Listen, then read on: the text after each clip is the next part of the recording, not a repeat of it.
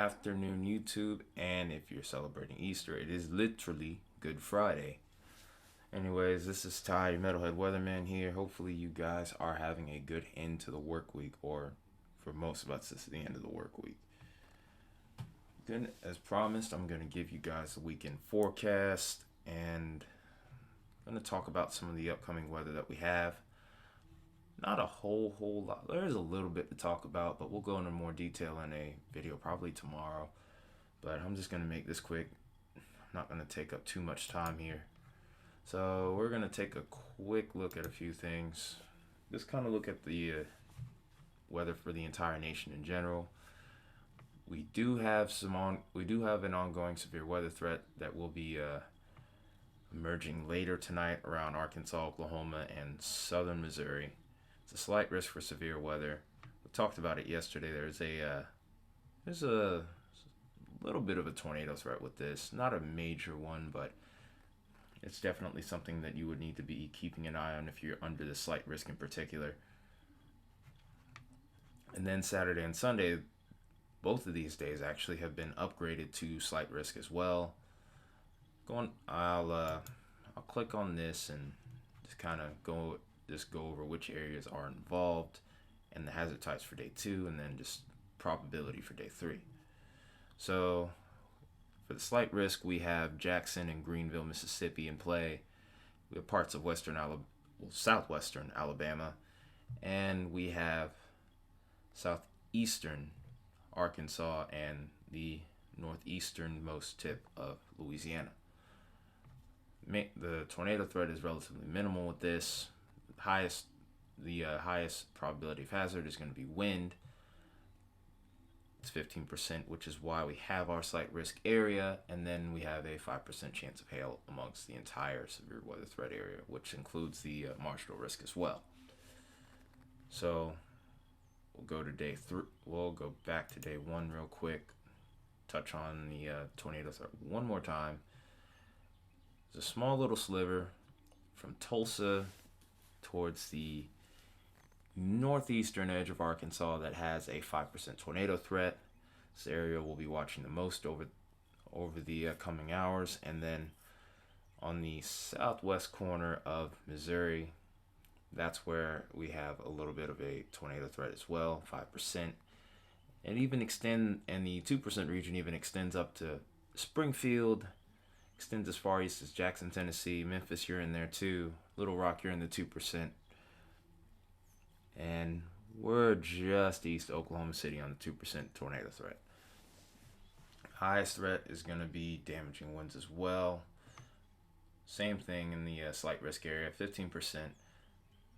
And we have this is actually a new development here. We have right around Tulsa and Oklahoma City, we have a hatched risk area where we could see hail greater than 2 inches. Not surprising considering the hordeographs we saw on the channel last night. I'll drop the link to that video in the description. So let's move along to day 3 real quick. Kind of doing this in a little bit of a frenzy because I know I'm trying to keep this video short. But on day 3, we have yet another slight risk area. And we have mostly the coastal areas.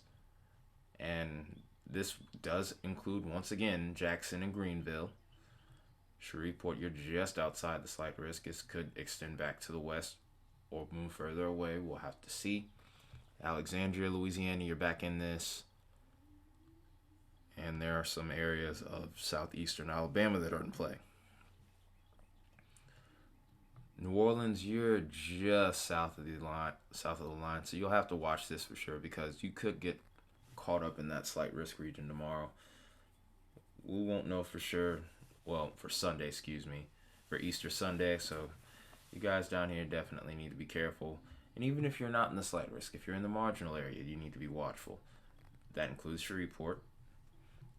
That includes the rest of southern Alabama, and even parts of central Alabama, and far southern Georgia and the panhandle of Florida, Tallahassee.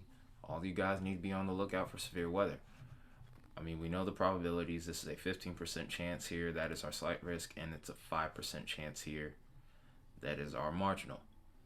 So now that we've seen that, let's take a look at what the radar could look like for the entire country. Also, before I go too far ahead of myself, we still have an ongoing high fire threat around this area. We are at a critical risk here. So the best thing you guys could do in areas like northern Wyoming and southern Wyoming into New Mexico and Arizona, the best thing to do would probably be just not burn anything. But if you absolutely have to, make sure you're compliant with the ordinances that have been set by local authorities. That being said, let's take a look at the HRRR here, and we're gonna watch these. We're gonna watch all the activity unfold here. Where we're looking right here, this is gonna be our severe weather threat. This is the low pressure that's gonna be the catalyst behind it all. We'll watch this move off to the east, become a little MCS event, make its way into the southeast, Atlanta, and a few other areas. But it looks like it leaves this little bit of a boundary right around here, in which new storms could form on Saturday. Meanwhile, we have the Great Lakes machine getting some action, and we have a few snow squalls that will work its way into the interior northeast. Buffalo, you might see rain and then change over to snow throughout the course of Saturday morning. This won't be a very long lasting event, but you could see a burst of heavy snow here. Meanwhile, our next big storm system looks like it's moving in, and the west coast and in the northwest we're getting plenty of snow. In the Sierras we're getting a lot of action, and then in the valleys of the northwest we're getting some pretty moderate to heavy rain. So we'll move, now that we've gotten this, we'll roll into the NAM here to cover the rest of the week. So we're into late Saturday morning, and we see our MCS here. This is our low pressure that's associated with it. We watch this move off, and then we see an opportunity for more severe weather to develop right around this region here and extending as far west as maybe even Dallas. Meanwhile, our low looks like it's starting to really take shape around the northwest, Idaho, Washington, and Oregon, and Montana once more. You guys are in play for some moderate to heavy snow. So we watch this low move further and further to the east. It really gets its act together by this point, and we have a below 1,000 millibar low pressure, which is pretty strong for a land cyclone. And then we watch this move. It just kind of keeps meandering around the Rocky Mountains region and then back into Montana. It's not moving. Hang on. There we go. Just kind of wobbling its way to the west, and then we start losing a little bit of strength, but it does kind of increase in coverage when it comes to snow. North and South Dakota, you guys are in play.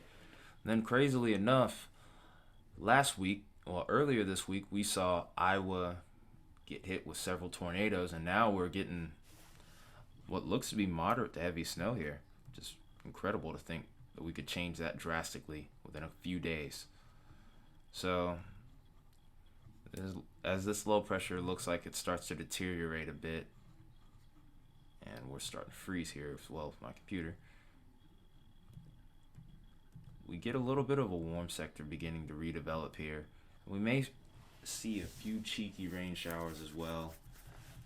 Meanwhile, we have another MCS that moves into the southeast, causes more severe weather, and we'll take a look into that more tomorrow. Meanwhile, our low pressure that was in Canada has finally moved its way towards the coast, but it will not go without bothering Maine and dropping some moderate to heavy snow. I'm expecting you to start as rain and then end as snow quickly, and then on the other half of Easter Sunday, this thing will move. There we go.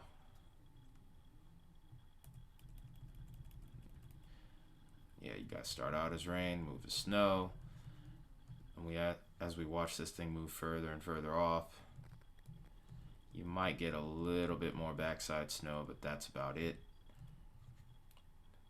Meanwhile, our northwestern snow system is going to be moving into Canada.